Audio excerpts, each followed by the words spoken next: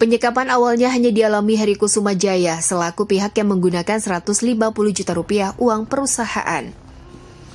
Pemilik perusahaan kemudian juga menjemput anak dan istri Heri untuk bersama-sama disekap di kantor. Saat penyekapan juga terjadi tindak kekerasan terhadap korban. Drama penyekapan ini berlangsung sejak Jumat pekan lalu hingga Minggu malam. Heri melaporkan kejadian yang dialami keluarganya ke Polres Metro Jakarta Utara Senin sore. Pak Heri ini mempunyai hutang kepada pimpinan perusahaan. Ya. Pada saat itu Pak Heri itu menjadi sales minuman, kemudian tagihan dia gunakan. Setelah beberapa hari dipanggil oleh pemilik perusahaan tersebut. Jumat kemarin itu tanggal 7 Jumat, saya ditelepon oleh bos saya untuk menemui dia. Saya datang sekitar jam setengah 10, jam 10-an lah.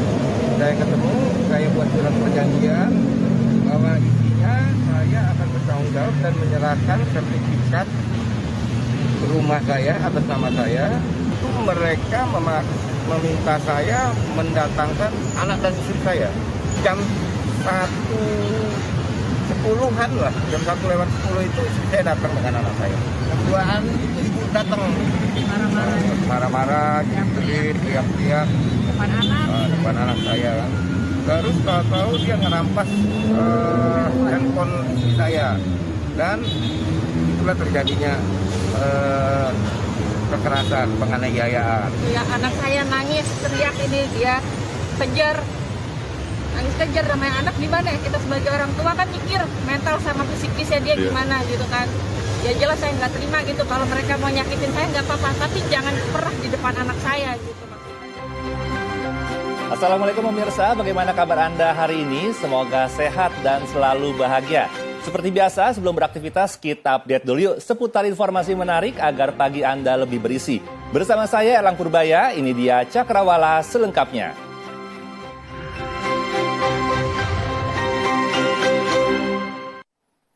Pemirsa, sebuah pohon berukuran besar tumbang usai tak kuat menahan tiupan angin kencang. Saat hujan deras melanda kawasan Jalan Lapangan Tembak Cibubur, Jakarta Timur. Sementara itu, permukiman warga yang berada di Jalan Dharma Wangsa 11 Kebayoran Baru, Jakarta Selatan, Selasa sore terendam banjir setinggi 50 cm. Diduga pohon tua setinggi sekitar 10 meter ini sudah dalam kondisi lapuk hingga tak mampu menahan hembusan angin kencang yang disertai hujan. Naasnya, bagian batang pohon yang cukup tinggi ini langsung menimpa salah satu warung makan yang berada tepat di bawahnya hingga mengakibatkan kerusakan cukup parah. Beruntung pemilik warung dan pembeli berhasil menyelamatkan diri. Petugas dari suku Dinas Pemadam Kebakaran Sektor Ciracas, Jakarta Timur yang tiba di lokasi langsung melakukan evakuasi badan pohon menggunakan mesin gergaji. Sementara itu, banjir merendam pemukiman warga di Jalan Dharma Wangsa. Ketinggian air yang bervariasi mulai dari 30 sampai 50 cm. Hal ini membuat akses jalan tak bisa dilalui. Aktivitas warga maupun para pedagang di kawasan ini juga terganggu. Meski kerap dilanda banjir, genangan yang terjadi di pemukiman tersebut tidak berlangsung lama. Pengacara keluarga Vina, Hotman Paris Hutapea, meminta Presiden Joko Widodo membentuk tim pencari fakta turun dalam kasus pembunuhan Vina Eki. Hotman Paris menyatakan pengusutan yang hanya terfokus pada tersangka Peggy Setiawan tidak akan membongkar kasus secara keseluruhan. Pengacara keluarga Vina menggelar jumpa pers menyoal pengusutan kasus pembunuhan Vina Eki yang hanya terfokus pada tersangka Peggy Setiawan. Pengacara Hotman Paris mempermasalahkan perbedaan berita acara pemeriksaan 2024 dengan BAP tahun 2016. Kami tidak menyatakan kasus ini dihentikan. Justru kami ingin kasus ini terbongkar secara keseluruhan. Ini tidak mungkin lagi terbongkar secara keseluruhan kalau hanya mengandalkan penyidikan yang sekarang yang fokusnya hanya Peggy. Karena proses penyidikan sekarang hanya terhadap Peggy. Ya, itu tidak mungkin lagi terbongkar apa kejadian tahun 2016. Kenapa BAP-nya begitu lengkap di 2016 dan sekarang tiba-tiba BAP 2016 dirontokkan di penyidikan sekarang. Pengacara keluarga Vina juga mempersoalkan hilangnya 2 DPO, yaitu Andi dan Dani. Padahal perannya tercantum dalam berkas putusan pengadilan tahun 2017. Pengacara juga meminta Presiden Joko Widodo membentuk tim pencari fakta untuk mengungkap kasus pembunuhan Vina Eki. Satu hal yang kami sangat prihatin adalah di dalam putusan pengadilan yang pertama yang 2017 ya, di sana diuraikan peranan dari 2 DPO, diuraikan secara jelas peranan dari 2 DPO. Apakah mungkin itu ngarang? Siapa yang ngarang? Halaman 115. Apa yang dilakukan? DPO Andi memukul, melempari korban Muhammad Rizky Rudiana dan korban Vina. Itu DPO Andi dan Dani. Di dalam berkas persidangan BAP dan putusan, semua terpidana mengatakan 11 pelaku. DPO itu tidak fiktif. DPO itu tidak fiktif. Ada peranan masing-masing. Tapi di dalam BAP tahun 2024, yaitu sekitar 2 minggu lalu, tiba-tiba 7 terpidana ini menyatakan 2 DPO ini fiktif. Padahal di dalam BAP semua peranannya ada. Menurut Hotman Paris, hasil dari tim pencari fakta nantinya bisa diberikan kepada penyidik kasus pembunuhan Vina Eki.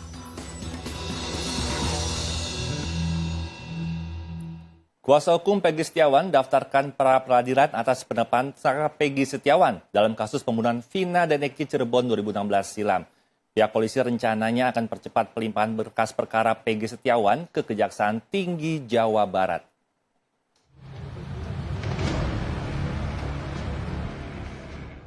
Sejumlah kuasa hukum Peggy Setiawan yang mengenakan kaos berwarna putih bergambarkan foto Peggy Setiawan didampingi polisi mendatangi kantor Pengadilan Negeri Bandung pada Selasa sore.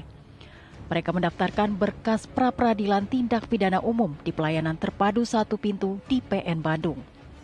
Pendaftaran pra-peradilan itu terregister dengan nomor 10-PID.PRA-2024 PN Bandung dengan lampiran 22 kuasa hukum dari Peggy Setiawan. Pra-peradilan itu dilakukan karena Peggy Setiawan diyakini tidak bersalah dan tidak pernah dilakukan pemeriksaan. Lihat besok di SIPP.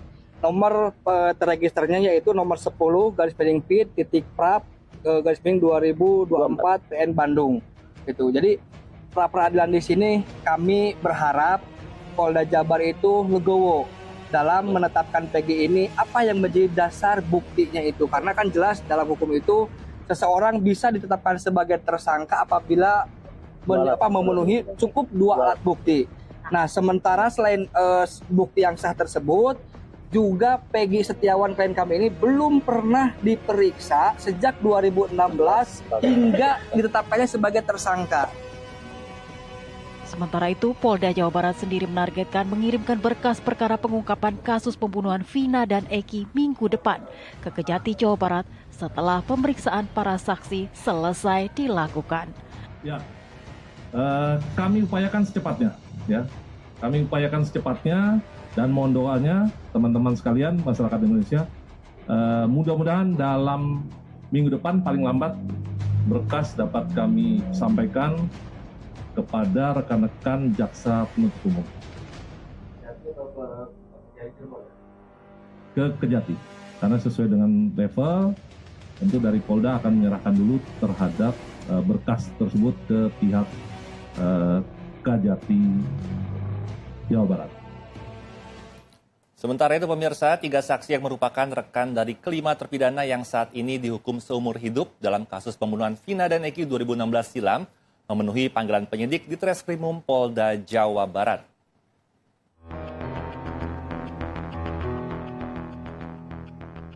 Didampingi puluhan kuasa hukum dari Pradi, 3 saksi yaitu Pramudia, Okta, dan Teguh memenuhi panggilan penyidik di Treskrimum Polda Jawa Barat pada Selasa pukul 10 waktu Indonesia Barat. Ketiga saksi ini memberikan keterangan kepada penyidik dan juga akan mencabut keterangan BAP pada 2016 silam. Dalam BAP yang dibuat pada tahun 2016, ketiga saksi ini menyatakan bahwa kelima rekan mereka yang kini menjadi terpidana kasus pembunuhan Vina dan Eki tidak berada di rumah Pak RT. Padahal menurut saksi Pramudia, mereka semua di waktu kejadian tengah berkumpul di rumah Pak RT. Ingin merubah BAP yang sebenarnya. Artinya gitu BAP dahulu dicabut atau gimana? Iya. Ya, cabut. Cabut. Apa aja nanti yang Ya bahwa saya tidur di rumahnya Pak RT. Sebelumnya kan di BAP yang dulu tidak tidur di rumah Pak RT. kelima terpidana yang Betul. Dan mereka mengaku sama-sama pada malam kejadian itu, tanggal 27 Agustus 2016 itu, ya kan? Mereka itu ada di sama-sama, gitu. Jadi satu lokasi. Karena ada cerita yang berbeda saat itu yang membuat mereka kronologis, sehingga bisa berubah kan? Dan kita pengen tahu kronologis ini yang berubah ini, akhirnya kan merubah jalan cerita. Selain ketiga saksi yang dimintai keterangan di Mapolda Jawa Barat, terdapat saksi lain yang menjalani pemeriksaan di Mapolres Cirebon, Jawa Barat. Kita beralih ke berita lainnya. Pengacara Sekjen PDIP Hasto Kristianto, Roni Talapesi, mendatangi kantor Dewan Pengawas KPK untuk melaporkan penyidik KPK. Roni melaporkan penyidik KPK yang melakukan penyitaan barang milik Sekjen PDI Perjuangan Hasto Kristianto melalui ajudannya Kusnadi. Dia pun membawa serta barang bukti foto serta potongan video bagaimana tindakan penyidik KPK saat menghampiri ajudan Hasto di halaman gedung KPK yang terekam di stasiun televisi pada Senin lalu. Usai melapor, Roni menjelaskan cara-cara yang dilakukan salah satu penyidik bernama Rosa Purbo Bekti saat melakukan penggeledahan dan penyitaan HP Hasto. Sebelumnya, tim penyidik telah menyita 3 unit handphone terdiri dari 2 handphone milik Hasto dan 1 handphone milik Kusnadi, termasuk buku catatan agenda Hasto serta 2 buah kartu ATM milik Kusnadi. Upaya untuk mengambil, menyita barang yang tidak ada kaitannya dengan perkara ini dengan cara yang ugal-ugalan.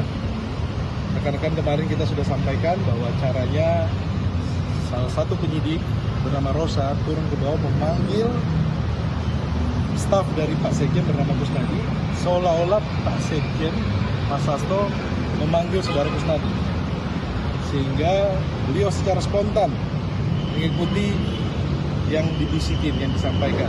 Akhirnya masuk ke dalam gedung KPK, ke lantai 2 ternyata panggilan dari Pak Sekjen, Mas Hasto itu tidak ada. Kita punya alat buktinya, rekan-rekan. Jadi kita punya, teman-teman, ini ketika kita dari kuasa hukum sedang mengadakan doorstop bersama rekan-rekan media. 6 kuasa hukum dari gradasi mewakilkan 2 mahasiswa yang mengajukan permohonan pengujian materi Undang-Undang Pemilihan Kepala Daerah ke Mahkamah Konstitusi. Dalam permohonan pengujian materi tersebut, pemohon mengharapkan kejelasan dan penafsiran dari Mahkamah Konstitusi mengenai perbedaan dalam peraturan yang dikeluarkan Mahkamah Agung dan Komisi Pemilihan Umum. Permohonan ini berkenan dengan perbedaan hukum antara putusan Mahkamah Agung nomor 23 tahun 2024 dengan peraturan KPU nomor 9 tahun 2020 mengenai batas usia calon kepala daerah. Sebelumnya, Mahkamah Agung menetapkan batas usia kepala daerah minimal 30 tahun untuk gubernur dan 25 tahun untuk wali kota dan bupati, ditetapkan setelah pelantikan kepala daerah tersebut, menuai polemik baru di masyarakat. Presiden Joko Widodo memastikan upacara peringatan Hari Kemerdekaan Republik Indonesia pada 17 Agustus mendatang digelar 2 lokasi, yaitu di Istana Kepresidenan Jakarta dan Ibu Kota Nusantara. Jokowi mengungkapkan upacara 17 Agustus di 2 lokasi itu dilakukan karena masih dalam masa transisi pemindahan ibu kota. Menurut Jokowi, sejumlah tamu penting akan diundang mengikuti upacara di IKN, termasuk para mantan Presiden Republik Indonesia. Rencananya, Presiden Jokowi akan memimpin upacara di IKN dengan didampingi oleh Presiden terpilih Prabowo Subianto. Upacara di IKN itu sekaligus menjadi upacara terakhir Jokowi sebagai kepala negara. Sementara Wakil Presiden Ma'ruf Amin akan memimpin upacara di Istana Kepresidenan Jakarta, didampingi oleh Wapres terpilih Gibran Rakabuming Raka. Ini kan masa transisi, ya, masa transisi dari Jakarta menuju ke IKN Nusantara, agar ada perjalanan menuju pindahnya itu kelihatan. Jadi di sini tetap dilakukan, di sana tetap dilakukan. Nah, nanti tahun depan kalau sudah ada keputusan Presiden mengenai perpindahan, baru nanti di IKN saja. Termasuk juga urusan yang berkaitan dengan mobilisasi, transportasi, akomodasi, itu tidak mudah. Ya. Untuk tamu-tamu penting, Pak, nanti kalau tamu-tamu penting seperti mantan Presiden akan di IKN atau di Jakarta? Semuanya diundang, semuanya diundang. Ke IKN diundang. Pemirsa, Subdit Siber Direktorat Reserse Kriminal Khusus Polda Metro Jaya berhasil mengamankan pelaku pemerasan terhadap konten kreator atau YouTuber Ria Ricis. Kini pelaku berinisial AP beserta barang bukti diamankan di Mapolda Metro Jaya. Pria berinisial AP ditangkap jajaran Subdit Cyber Dit Reskrimsus Polda Metro Jaya di Jalan Suplir, Cipayung, Jakarta Timur. AP ditangkap petugas karena terbukti melakukan pemerasan terhadap YouTuber Ria Ricis. Selain mengamankan pelaku, petugas juga menyita telepon genggam yang digunakan untuk melakukan aksi kejahatan. Saat ini pelaku dan barang bukti diamankan di Mapolda Metro Jaya untuk kepentingan penyidikan. Sebelumnya, konten kreator atau YouTuber Ria Ricis melakukan laporan polisi terkait kasus pemerasan pada 7 Juni lalu. Dalam kasus ini, pelaku mengancam akan menyebarkan foto dan video pribadinya jika tidak mentransfer uang senilai 300 juta rupiah. Pemirsa, sebuah bus yang ditumpangi rombongan mahasiswa Institut Teknologi Bandung ITB mengalami kecelakaan di kawasan Jatinangor, Sumedang, Jawa Barat. Menurut petugas, kecelakaan terjadi sekitar pukul 7 pagi pada Selasa pagi saat 18 mahasiswa hendak berangkat kuliah lapangan. Bus tiba-tiba berjalan saat sedang dipanaskan di jalanan yang menurun. Bus kemudian menabrak 3 bus lainnya yang sedang parkir. Bus baru bisa berhenti saat tersangkut di trotoar bundaran kawasan gerbang kampus ITB Jatinangor. Tidak ada korban jiwa dalam kecelakaan tersebut. Kecelakaan diduga terjadi akibat rem bus mengalami blong. Kita beralih ke berita lainnya. Pemirsa, seorang jamaah calon haji asal Banjar, Jawa Barat meninggal dunia di Tanah Suci Mekah. Pihak keluarga yang mengetahui hal tersebut tak kuasa menahan sedih. Almarhum Yahman Mat Salman yang berusia 64 tahun tergabung dalam kloter JKS33, meninggal pada Senin siang waktu Saudi. Yahman menderita sakit ketika menjalani umrah wajib pada 28 Mei lalu. Yahman sempat dirujuk ke beberapa rumah sakit, sampai akhirnya ia dirawat di Rumah Sakit King Abdul Aziz Mekah. Keluarga di tanah air tidak kuasa menahan kesedihan ketika mengetahui Yahman atau sang ayah meninggal dunia. Diketahui almarhum menunaikan ibadah haji bersama sang istri. Pemerintah Kerajaan Arab Saudi menyiapkan berbagai pendukung kelengkapan untuk melayani jemaah haji di tahun 2024 ini. Salah satunya dengan menyiapkan robot pintar Zumba yang bisa berbagai bahasa. Assalamualaikum. Selamat siang.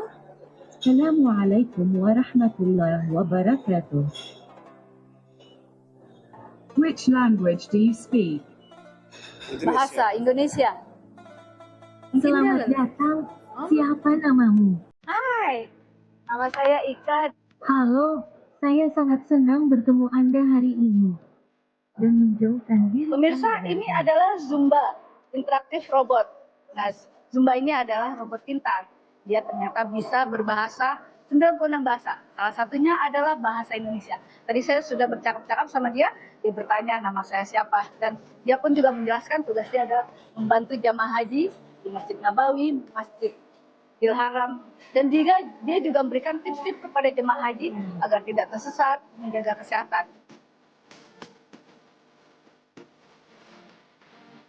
Penyediaan fasilitas untuk para jemaah haji memang selalu dilakukan oleh pemerintah Arab Saudi, dari berbagai pengembangan fasilitas sarana ibadah hingga pelayanan yang dapat memudahkan para jemaah untuk melaksanakan proses rangkaian ibadah haji. Menjelang Hari Raya Idul Adha, pembelian hewan ternak jenis sapi dan kambing kurban di Tanjung Pinang, Kepulauan Riau meningkat drastis. Sebagian besar sapi dan kambing di sejumlah kandang peternak habis terjual dalam sepekan terakhir.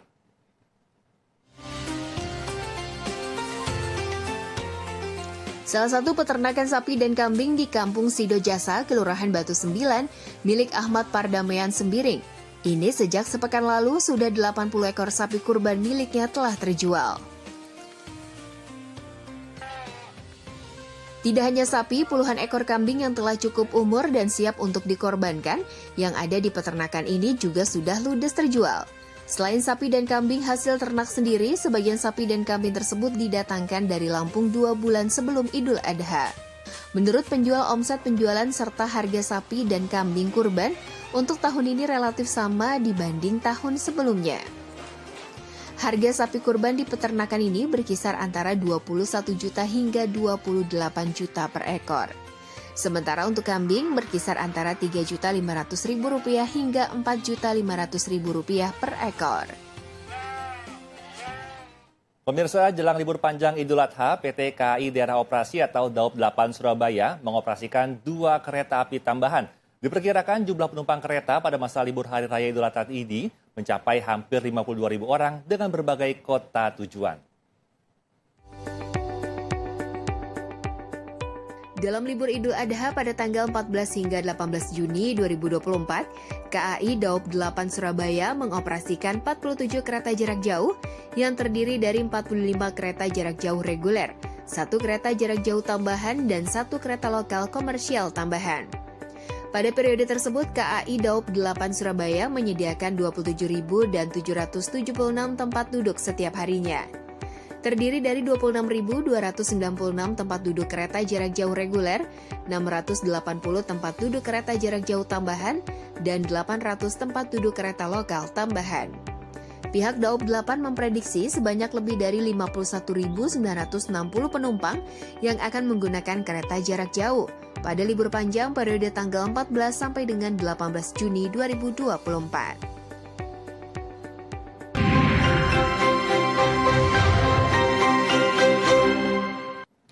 Terima kasih Anda masih setia menyaksikan Cakrawala bersama saya Erlang Purbaya. Pemirsa, Timnas Indonesia dipastikan akan bergabung dengan raksasa Asia lainnya untuk bertarung di babak ketiga kualifikasi Piala Dunia Zona Asia setelah berhasil menyabet kemenangan atas Filipina dengan skor 2-0. Berita ini sekaligus menutup perjumpaan kita pagi ini. Saya Erlang Purbaya pamit undur diri, tetap semangat, sampai jumpa dan wassalamualaikum.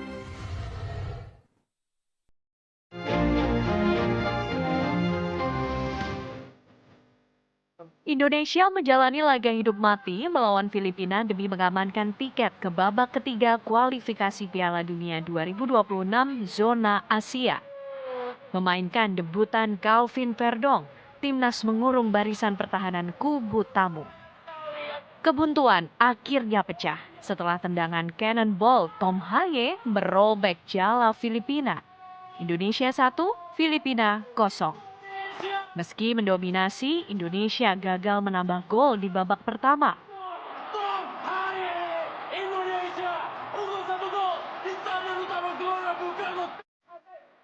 Babak kedua, Indonesia membuka peluang melalui aksi Ragnar Oratmangun. Calvin Verdong mencoba peruntungan melalui tendangan bebas, tapi sayang masih digagalkan kiper Filipina. Serangan gencar timnas akhirnya berbuah hasil. Dari sebuah free kick Nathan Joaon, bola sambaran Rizky Ridho merangsek masuk ke jala lawan. Indonesia 2, Filipina 0. Jai Itzes nyaris mencetak gol keduanya bersama timnas. Sayang, leadingnya menyambut sepak pojok Tom Haye hanya membentur tiang gawang. Laga sempat terhenti di menit ke-85. Benturan Hernando Ari dan Adrian Ugelvik membuat pemain Filipina dilarikan ambulans menuju rumah sakit. Tak ada gol lagi tercipta. Indonesia menang 2-0, sekaligus melaju ke babak ketiga kualifikasi Piala Dunia 2026 zona Asia.